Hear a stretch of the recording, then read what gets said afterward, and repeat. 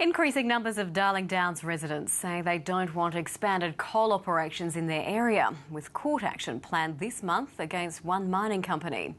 But a university researcher is warning it's not only the locals upset about the industry. He says as coal exports go up, foreigners will be looking to blame Australia for the increase in carbon emissions.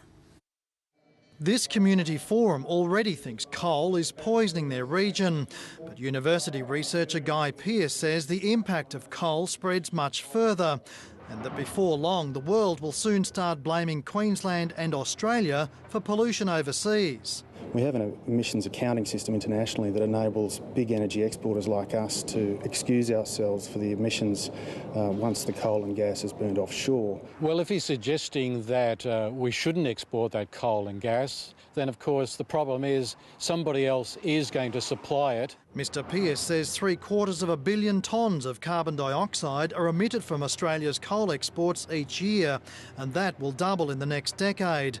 Then there's the coal seam gas industry, which he says will soon export 50 million tonnes annually. If you add up the emissions associated with that sort of expansion, you're talking about Australia exporting more CO2 in its fossil fuel exports than Saudi Arabia does today. What we see is the world come knocking for our energy, for our coal and for our gas. I think that's what the world will be asking of Queensland in 5 to 10 years' time. On a more local level, property owners and environmentalists are heading to the courts in a fortnight.